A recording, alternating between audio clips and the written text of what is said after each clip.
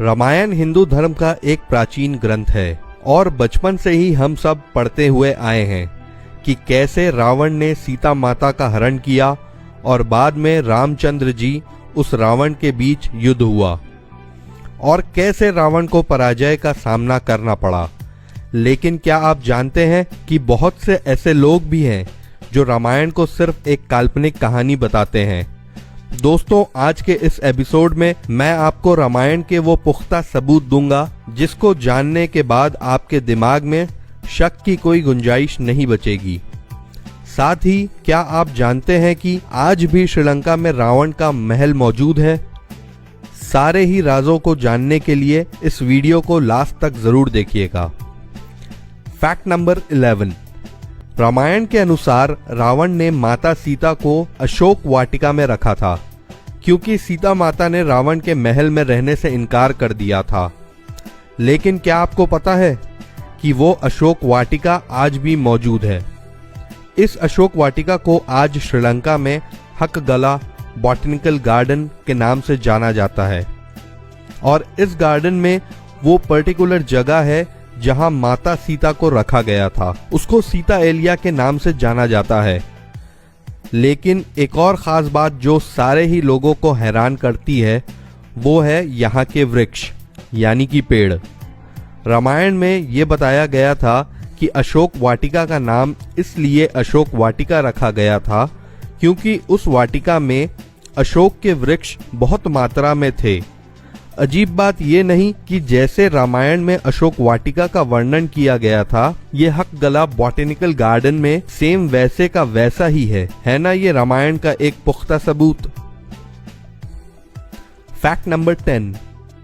रामायण में बताया जाता है कि जब रावण माता सीता का हरण करके हवाई मार्ग से उनको लंका ले जा रहा था तो उसको रोकने के लिए जटायु नामक गिद्ध ने रावण का सामना किया। रावण ने उस जटायु का एक पंख काट दिया था जिसके कारण वो जटायु घायल होकर एक पहाड़ी पर जाकर गिर गए थे। लेकिन क्या आपको पता है कि वो पहाड़ी भी रामायण का एक बहुत बड़ा पुख्ता सबूत है क्योंकि आज केरला की कोल्लम की उसी पहाड़ी पर जटायु की दुनिया की सबसे बड़ी पक्षी की मूर्ति बनाई गई है जिसे आज स्टैच्यू ऑफ जटायु के नाम से भी जाना जाता है। कहते हैं कि जटायु हिंदू पौराणिक इतिहास के पहले वो पात्र थे जिन्होंने वुमेन प्रोटेक्शन के लिए अपनी जान दी थी। है ना सच में अमेजिंग? Fact number 9। क्या आपको पता है कि श्रीलंका के सिन्हला शहर में वीरांगना तूता नाम की एक जगह है जिसका मतलब होता है विमान उतारने की जगह। अकॉर्डिंग टू श्रीलंकन गवर्नमेंट यही वो जगह है जहां रावण ने सीता जी का अपहरण करने के बाद अपना पुष्पक विमान उतारा था। ऐसा माना जाता है कि रावण के पास 4 अत्याधुनिक हवाई अड्डे थे। Fact number 8। क्या आपको पता है कि श्रीलंका में नुआरा एलिया नाम की एक जगह भी है जहां पर माता सीता का मंदिर है। साथ ही इस मंदिर के पास ही एक झरना भी बहता है। कहा जाता है कि माता सीता इसी झरने में स्नान भी किया करती थी। इस झरने के आसपास की चट्टानों पर हनुमान जी के पैरों के निशान भी मिलते हैं। यहाँ वो पर्वत भी है जहाँ पहली बार हनुमान जी ने अपने कदम रखे थे। ये पर्वत लंकापुर और अशोक वाटिका के बीच स्थित है। हैरानी की बात यह है कि पर्वत पर भी ठीक वैसे ही पैरों के निशान मिलते हैं जैसे उस झरने के पास चट्टानों पर मिलते थे। है ना अमेजिंग? Fact number 7। अब बात कर लेते हैं उस सबूत की जिसने न सिर्फ इंडिया और श्रीलंका के लोगों को ही चौंकाया बल्कि अमेरिका के साइंटिस्ट तक को हैरान करके रख दिया। जी हाँ दोस्तों, बात कर रहे हैं राम सेतु की, जिसको इंग्लिश में एडम्स ब्रिज के नाम से भी जाना जाता है। रामायण में ये बताया जाता है कि प्रभु श्री राम इंडिया से श्रीलंका एक पुल के माध्यम से गए थे जिसे हम राम सेतु के नाम से भी जानते हैं। लेकिन क्या आपको पता है कि राम सेतु आज भी मौजूद है? पुरातत्व विभाग के प्रमाणों से ये पता चलता है कि भारत के तमिलनाडु के दक्षिण पूर्वी तट के किनारे रामेश्वरम द्वीप तथा श्रीलंका के उत्तरी पश्चिम तट पर मन्नार द्वीप के मध्य पानी के नीचे आज भी एक 30 किलोमीटर लंबा पुल मौजूद है, जिसे 15वीं शताब्दी तक पैदल चल के पार करने योग्य माना जाता था। लेकिन एक चक्रवात के कारण ये राम सेतु जगह जगह से खंडित हो चुका है। हैरानी की बात ये थी, जब नासा की एक सैटेलाइट ने इस क्षेत्र की फोटोग्राफ खींची तो राम सेतु उस सैटेलाइट की इमेज में भी देखने को मिला। शायद आप ये नहीं जानते कि नासा भी ये स्वीकार कर चुका है कि इस क्षेत्र में वास्तव में एक सेतु था, जो इस दुनिया का सबसे पहला पुल हो सकता है। अब इतने सारे कोइंसिडेंस होना थोड़ा तो मुश्किल लगता है। फैक्ट नंबर 6, क्या आपको पता है राम सेतु में इस्तेमाल किए जाने वाले पत्थर आज भी मौजूद हैं। हालांकि इनकी क्वांटिटी अब काफी कम हो चुकी है, लेकिन आज भी भारत के रामेश्वरम में काफी ऐसे पत्थर हैं जो भारी होने के बावजूद भी पानी पर तैरते हैं। एक और बात जो सबसे ज्यादा हैरान करती है वो ये है कि श्रीलंका के मन्नार द्वीप पर भी इस प्रकार के पत्थर पाए जाते हैं जो पानी पर तैरते हैं। जी हाँ, ये वही जगह है जहां रामायण के अनुसार राम सेतु श्रीलंका में जाकर जुड़ा था। अब बहुत सारे साइंटिस्ट ने इस तैरते हुए पत्थर को बहुत से तर्क दिए हैं, लेकिन सबसे खास बात यह है कि आज तक कोई भी साइंटिस्ट ये नहीं बता पाया कि वास्तव में ये पत्थर इतने भारी होने के बावजूद भी पानी में नीचे क्यों नहीं डूबते। सच में चौंका देने वाली चीज। फैक्ट नंबर 5, क्या आपको पता है युद्ध के दौरान जब लक्ष्मण जी मेघनाद के द्वारा मूर्छित कर दिए गए थे और उनकी जान जाने ही वाली थी, तो उनकी जान बचाने के लिए हनुमान जी द्रोणागिरी पर्वत संजीवनी बूटी लेने गए थे। लेकिन हनुमान जी को संजीवनी बूटी का कोई ज्ञान नहीं था, इसलिए उन्होंने द्रोणागिरी पर्वत को पूरा का पूरा ले जाने का निर्णय लिया। लेकिन क्या आपको पता है कि हिमालय के उस क्षेत्र में आज भी हनुमान जी को नहीं पूजा जाता।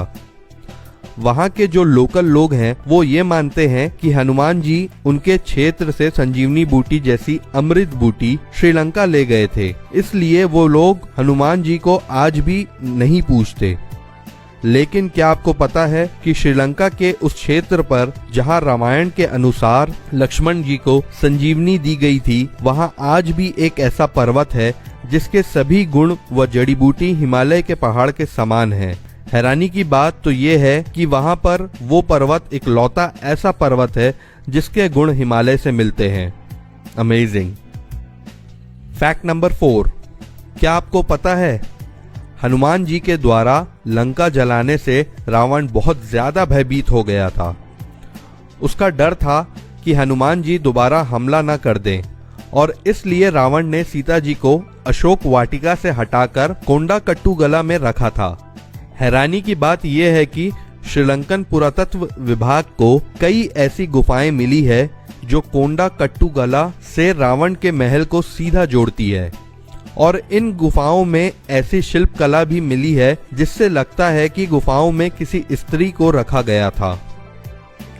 फैक्ट नंबर 3, रामायण के अनुसार हनुमान जी ने लंका को जला दिया था, लेकिन क्या आपको पता है कि लंका को जलाने के सबूत आज भी श्रीलंका में मौजूद हैं। जी हाँ, रामायण के अनुसार जिस जगह पर लंका को जलाया गया था आज वहाँ की मिट्टी काली है, जबकि आसपास की अगर आप मिट्टी पर नजर डालेंगे तो ये आपके स्वाभाविक रंग की ही है।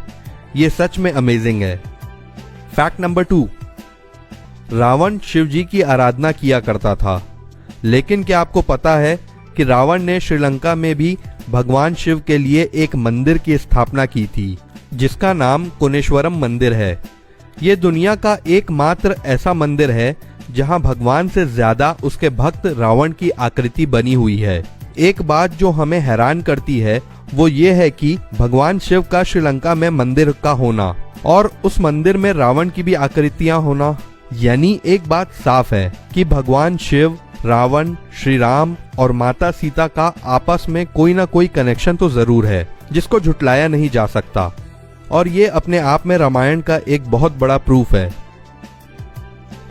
फैक्ट नंबर 1, क्या आपको पता है कि श्रीलंकन गवर्नमेंट को श्रीलंका में एक ऐसा महल मिला है जिसको रामायण काल का ही माना जाता है। इस महल से कई गुप्त रास्ते निकलते हैं जो उस महल को शहर के अलग अलग केंद्रों से जोड़ते हैं। हैरानी की बात तो ये है कि रिसर्च में ये बात बिल्कुल क्लियर हो चुकी है कि ये रास्ते या फिर जिनको गुफाएं कहा जाए वो नेचुरल नहीं है, बल्कि इनको मानव के द्वारा निर्मित किया गया है। अब अगर श्रीलंका की हिस्ट्री पर नजर डाली जाए तो एक बात यहाँ पर हम सभी को चौंकाती है। श्रीलंकन हिस्ट्री के अनुसार रावण शहर के अलग अलग हिस्सों में अचानक से ही प्रकट हो जाया करता था और क्षण भर में उन हिस्सों से वो गायब होकर अपने महल में पहुंच जाता था।